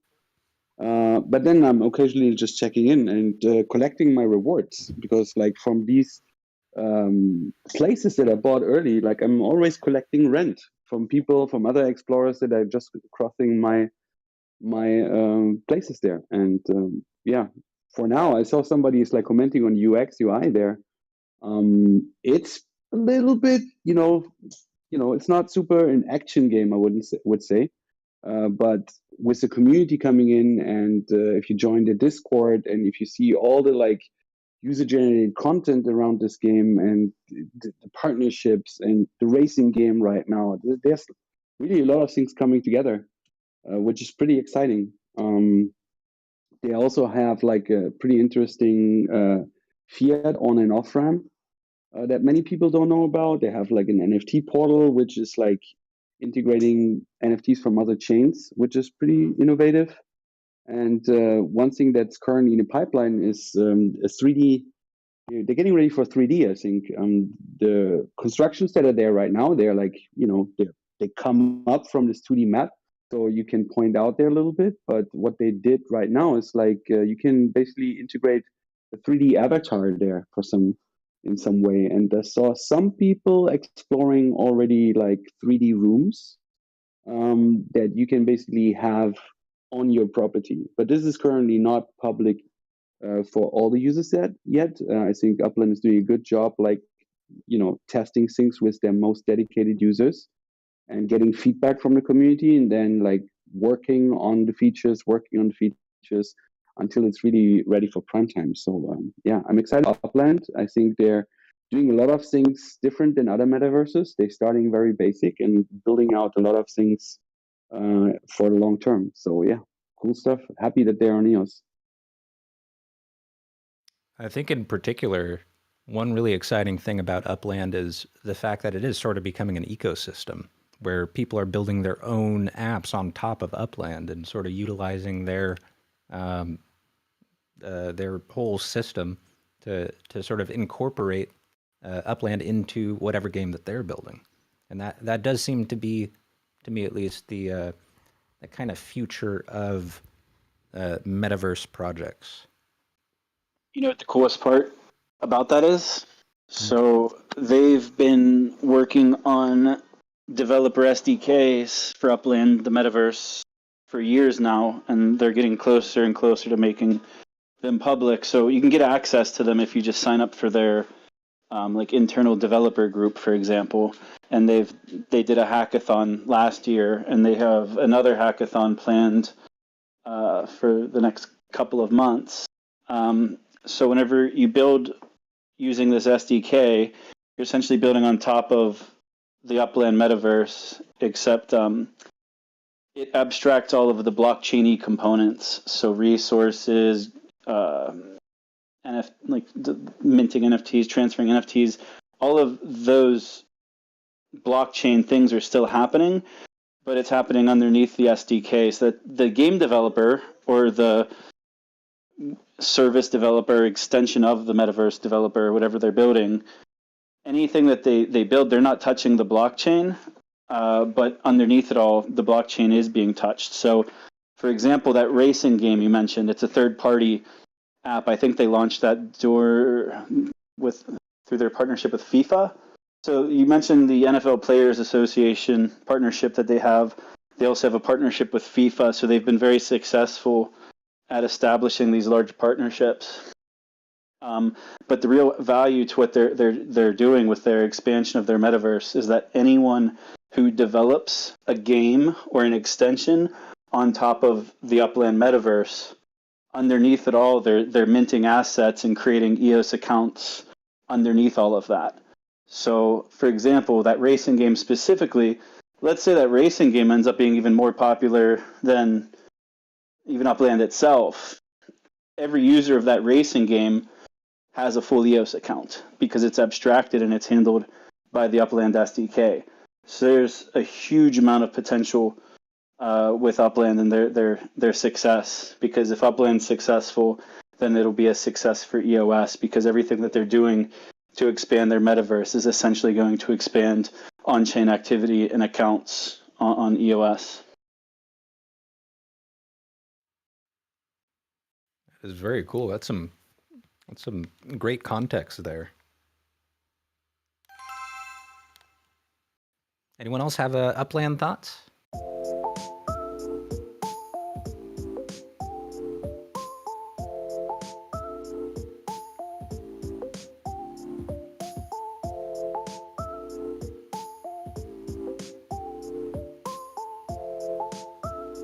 All right, continuing with the theme of GameFi. I don't know if anyone out there uses Wombat, but Wombat Dungeon Master is a game that utilizes the Wombat wallet. Just connect with your Wombat wallet and you can send your own cute little Wombat into the mines where they collect gold, uranium, iron, and coal. It would seem Wombats prove to be pretty effective miners. You can equip your Wombat with gear to help them mine more effectively. And you can also rile up your Wombat with candy to increase your mining power. I only started playing this game very recently, so haven't messed around too much with the dynamics. But they did recently launch some new features. Some of these are, there's the new Fire and Time Spiral Wombatiums. In addition, they increased the maximum clan size from 16 to 41. But most excitingly, Wombat released the Wombat bonus earning system. This system will allow ambitious players to earn a lot more rewards each season, starting with a total of 10 million Wombat to be handed out during the season. Any player yielding at least 35,000 contribution points on any given day will be granted a bonus on that day. And the bonus is, keyword here, quadratically proportionate to the contribution. Interesting here how they're utilizing some of the same quadratic funding mechanisms that Pomelo is. What this means is that to get a 2x bonus, you will need to have 4 times the contribution. The daily pool of tokens will be fixed and will remain the same every day to sum to 10 million at the end of the season. Anyone here played Wombat Dungeon Master? I just did for the first time a couple days ago. It's a fun game. It's one of those idle games. So you can select how long you send your Wombat in, and you kind of do the calculations to see what the most efficient and effective way to do it is.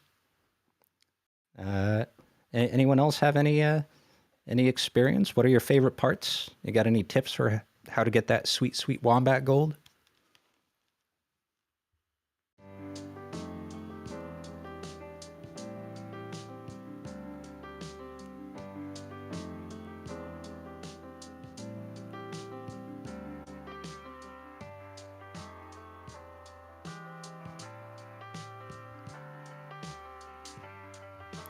Well, that's too bad. I was hoping to get some nice tips, but I'm sure someday I'll be able to get the player's guide soon enough. Moving on to some more EOS based dApps. Emanate is having a party. I am a musician, and as a musician, I find Emanate to be one of the most interesting dApps in the whole EOS ecosystem. For a long time, I've thought about the ways blockchains and other distributed ledger technologies can reshape industries from the ground up. And Emanate is one of the best examples of this, in my opinion. It allows users to upload individual tracks or completed songs, which others can then download and use in their own tracks. And then the protocol rewards songwriters for every 5 seconds of music played. And then the protocol uses the song's metadata to distribute rewards among all samples and all artists that contributed to the song. Anyone have experience with Emanate? Actually, if they've got a whole party going on featuring Lexicon Devils and Juicebox DAO. All sorts of interesting stuff happening. Has anyone put up music on Emanate? I still haven't. I don't Maybe I'll record some little drum parts. I really wanted to play around and Emanate, but I got locked out kind of early on, so I don't know that I've been able to reclaim my name Lovejoy on there, so that kind of like stopped me. So I was a little obsessed with that. But if I could move past that and just choose any username, it's probably really cool. I've been meaning to get in and explore. It is a really cool app for EOS. So yeah, I uploaded some beats on Emanate as well, and it's pretty fun. But you don't need to be a musician actually only to earn some stuff on Emanate. I think they rolled also out a feature so that you can curate playlists and earn through some of the rewards that the musicians on your playlist generate as a curator. So that's something that I find interesting on Emanate as well. And talking about their party, they have a pretty sick place in CryptoVoxels where they host these. It's a pretty nice build. We were talking about like 3D metaverses or 3D stuff that's happening in Upland. I think what's Emanate is building there in CryptoVoxels is pretty nice. Yana, our stream host of .gems, has been streaming some of these events already, and it's always pretty fun having like the multiple DJs and musicians from all across the world doing like nice gigs. Yeah, it's pretty cool. I think when you sign up, when you RSVP to this event, you also get like a super nice boombox as a wearable for. So when you walk around, when you decide to join this party, you're not being like a completely naked avatar. You at least can cover yourself with a nice boombox. So that's highly recommended. That's very cool. Yeah, I really want to start exploring Emanate more. I've I have a friend who's done some songs in the metaverse, done some shows in the metaverse. Sorry, is someone trying to talk right now? Or is that just picking stuff up? Might have just been picking something up.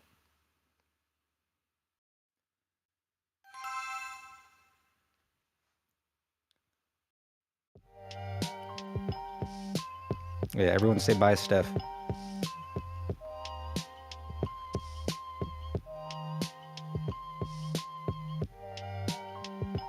There's Tony repping Dr. Roxo there, going skiing. Good. A different version of that. Yeah, hopefully it stopped raining over there. Yeah. The rock and roll clown indeed. All right. Moving on. Our next topic is the Eden Chief Delegate meetings. So most recently, Chief Delegates had a meeting with Yves LaRose this past week, where, among other things, they discussed the HiFiDAO tool that is on track for mid-2023 release.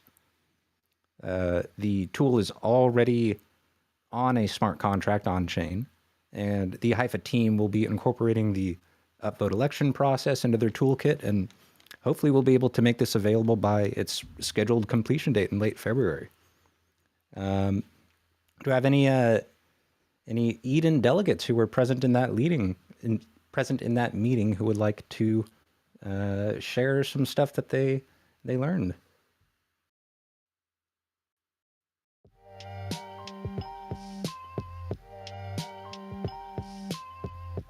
Hey, this is Jesse with the Bees.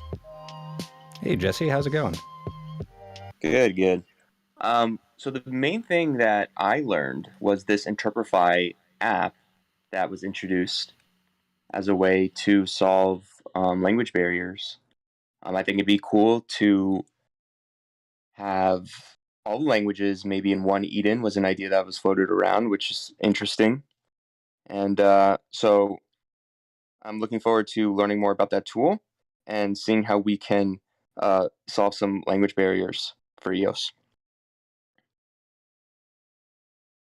Absolutely. I've thought for a while that that's kind of one of the major stumbling blocks of a global organization is the issue with the language, kind of people not being able to understand each other. And I've always been very stoked, Jesse, about what you're doing in terms of trying to incorporate the worldwide community into the EOS community. And I am also very excited about what's it called again? I wrote it down somewhere here. Interprify. Yeah, I think the possibilities that live translation opens up are super awesome. Anyone else have stuff to share? Anyone else see the chief delegate call and have any thoughts?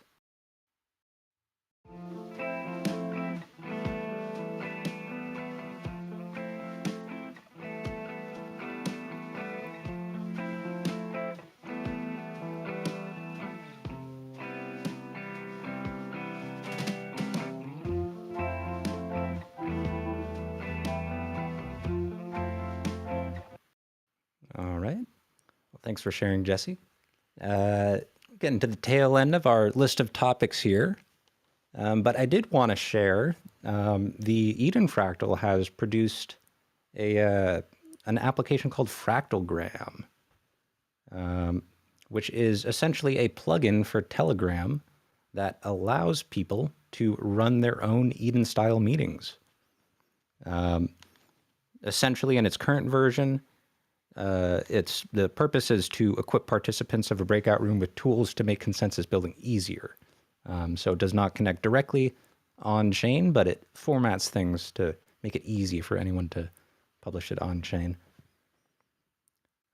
Anybody from the Eden Fractal have some experiences that they would like to share with that? I was watching a recent meeting and I saw that people were using it, but I have not gotten a chance to use it myself. So I'm curious. Thank you, NJ, for bringing up that Eden Fractal meeting, that Fractalgram. And also thanks for hosting the Fireside Chat, too. It's been awesome hearing you share everything so far. Absolutely. Good to hear from you. Yep, absolutely. By the way, this is Dogman or Dancing Joy.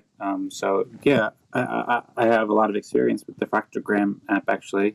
So it was created by Tadas Vakunas, who's an awesome engineer and software architect that joins all the Eden Fractal meetings. And he's also innovated a lot of other great projects with Eden Fractal. And he's also got another project called Albedo that he's building to help communities with fractal cooperation processes. In general, he's also created the Eden plus Fractal process where we elect delegates and do the faculty process in the same room and create the moderation guidelines and new Msig and stuff like that. So he's been coming with a lot of great ideas. Yep, I shared a little bit of an update about it last week. He came out with the Fractalgram app like 3 or 4 weeks ago, and so we've been using it every week since then. Well, where at least in my breakout rooms, we've been using it every week, and I suppose some of the people in different breakout rooms are still learning how to use it. So to DOS, just last week, we had our 36th Eden Fractal meeting, and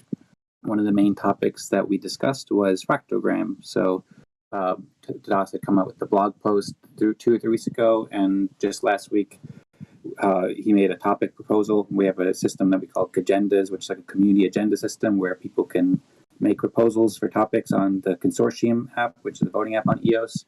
And he proposed the topic to talk about the Fractalgram. So he gave a demo of how it works. It showed the interface. It works really well, actually. It's like a huge improvement over our previous method. Our previous method was basically going in the Zoom chat while we were on meetings and counting down like 3, 2, 1, and then typing in people's names, depending on if we thought that we'd go level 6 and level 5 and level 4 and so forth and take turns in the Zoom chat.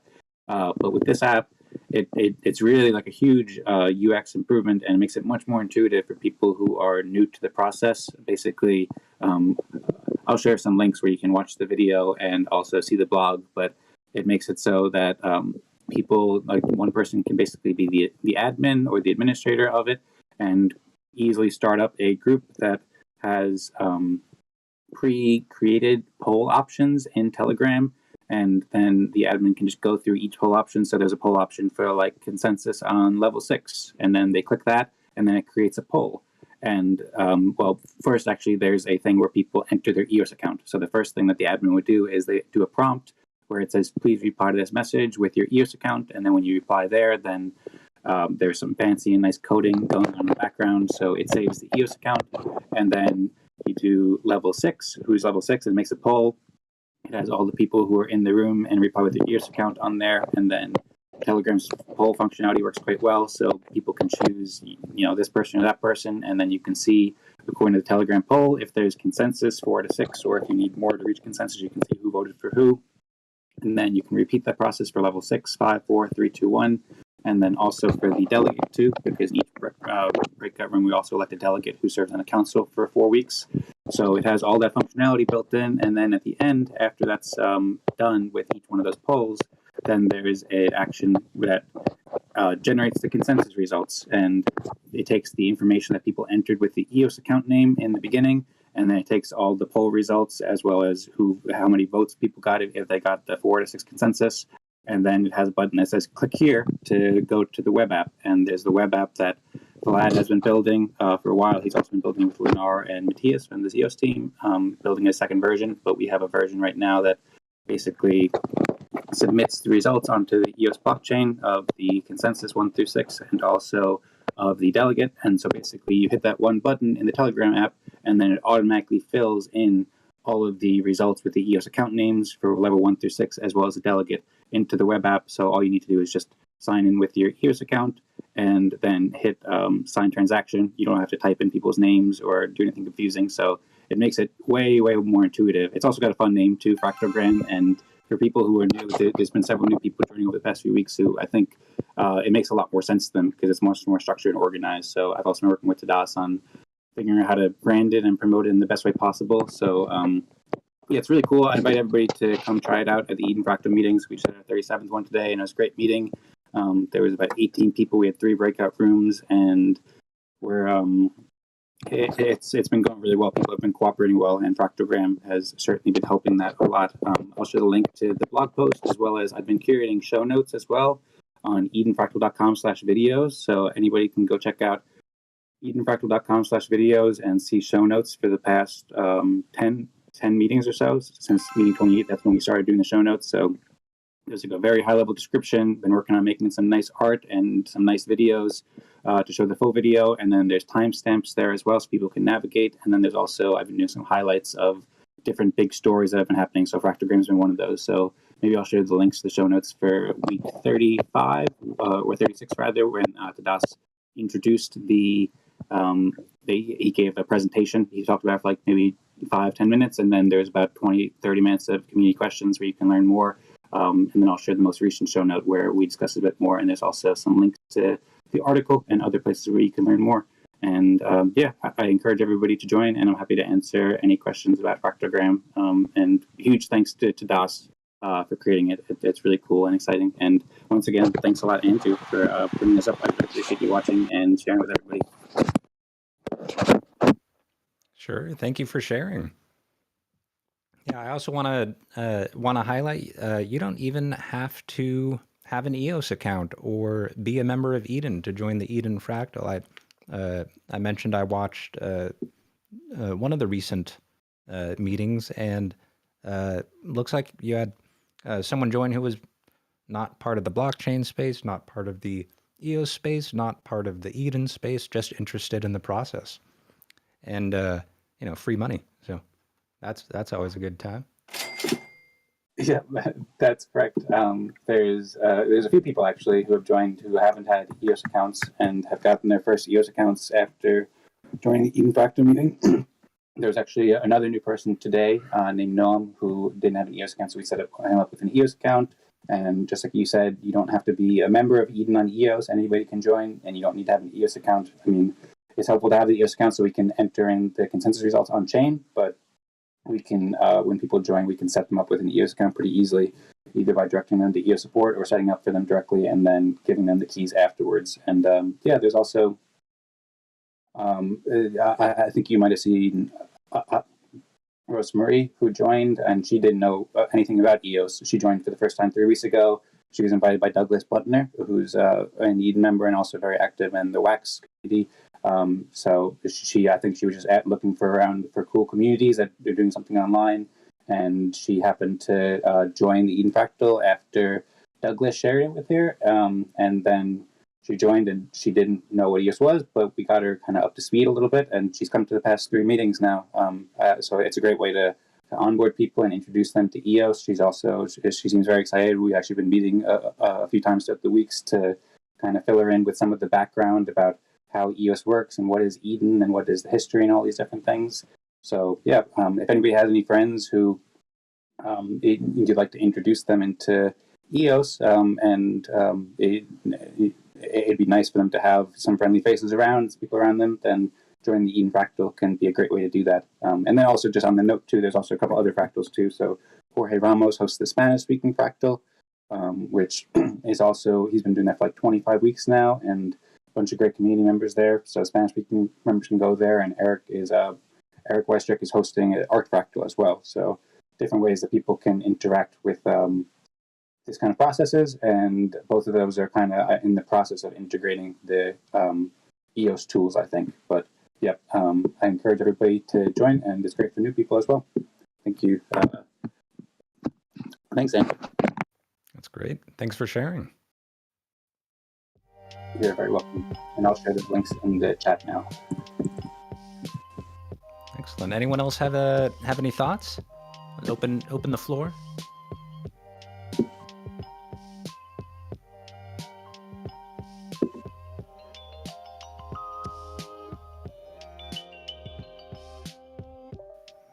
All right. On that note, we've got one more item scheduled here, and that is EOS Quest, who has released a new version of their power-up bot. So this is similar to some of the other power-up bots that are out there. This one is on Telegram. Just need to DM EOS Quest IO bot, and I keep on getting my hotkeys confused. There we go. This is the EOS Quest bot. EOS Quest is a website that incorporates news, a wallet, a block explorer, a daily mining tracker. So if you've got, for example, your Pomelo potions, it'll show when you can claim those, that kind of thing. It's also got a calendar, as well as a DApp list, a list of popular dApps that people can use. And the real quest part is it includes a prototype dApp that allows people to define a task as a quest and then let one or many people complete that quest for rewards. And they're making their Power Up Telegram bot available to EOS users who would like to power up their accounts.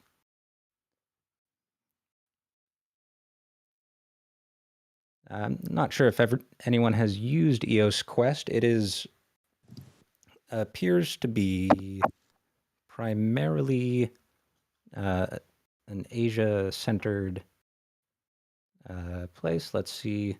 This looks like Korean. I believe it is a Korean initiative, but it's got all the tools and seems like they all work. Anyone have any thoughts?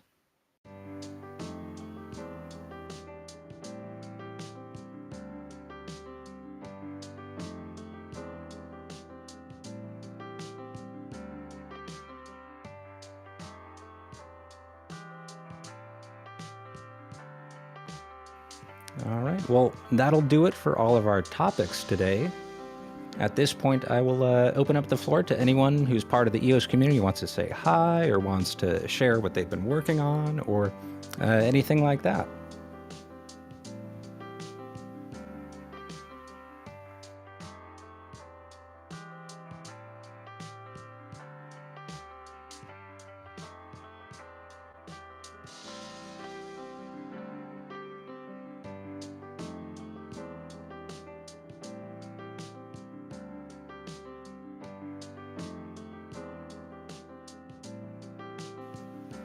I'd like to remind everyone that if you haven't already, you should go down to the PopBot chat and you put in the command /register, and then you put in your EOS account, and it should automatically bring it into our list, and then we'll reward it with POP tokens. So make sure you've done that.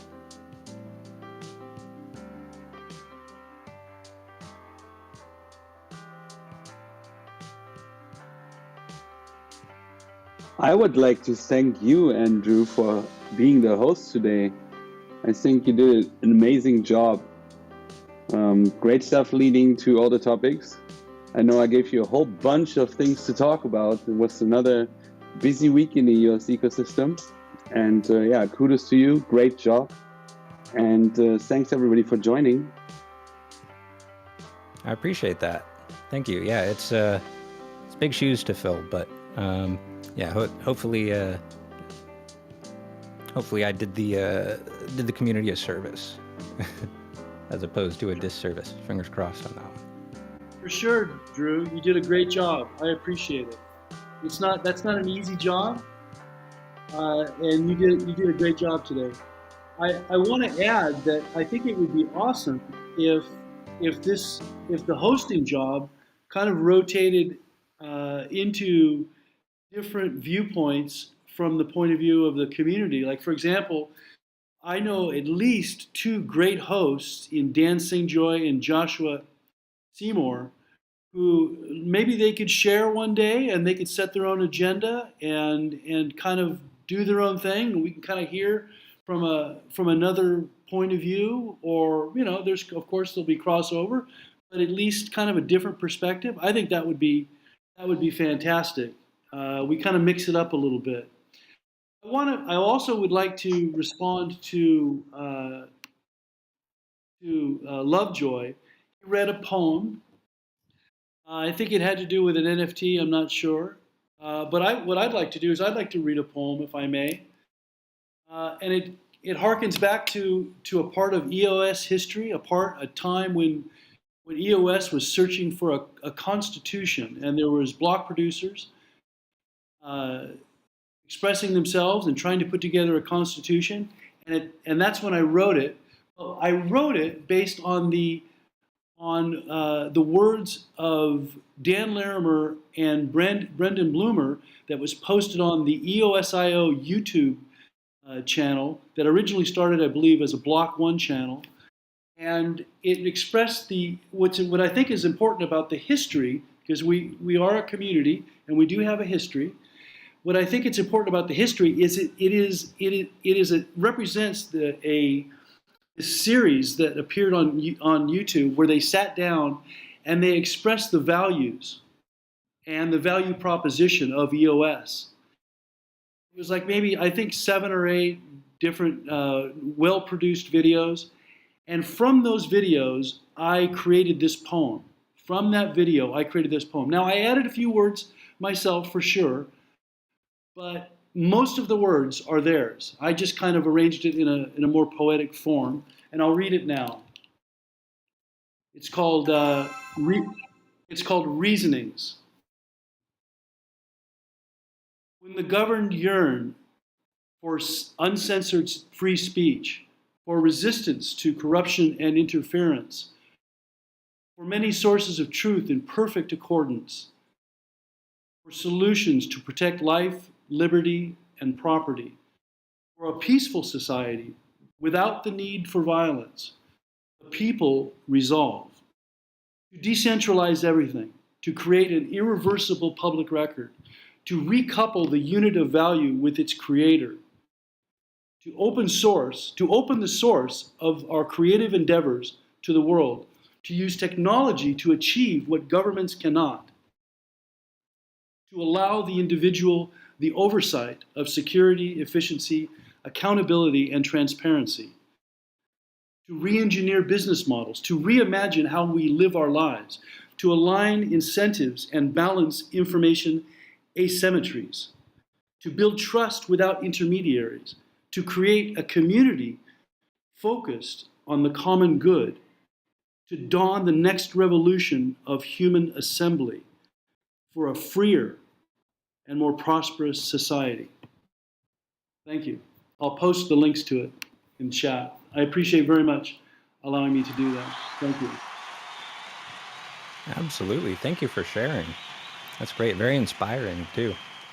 Kind of gets back to really the purpose of blockchain. It's good stuff.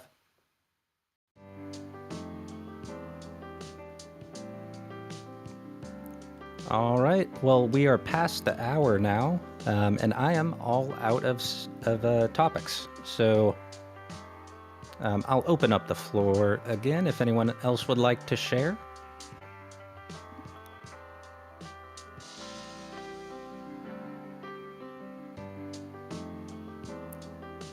Otherwise, I'd like to thank everyone for bearing with me here and for being so supportive of me as a Fireside Chat host.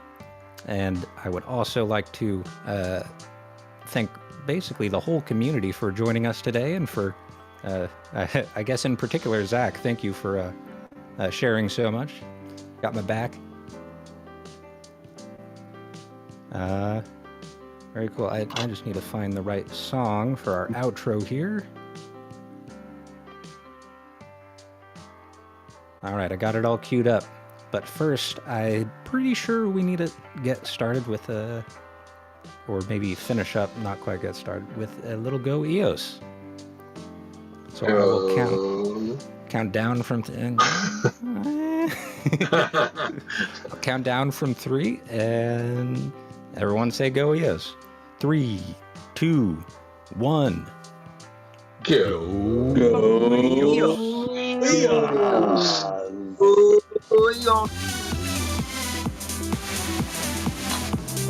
EOS Dance Party 2023. EOS on the fly out. Where's the cat? We need the keyboard cat. EOS is the cat.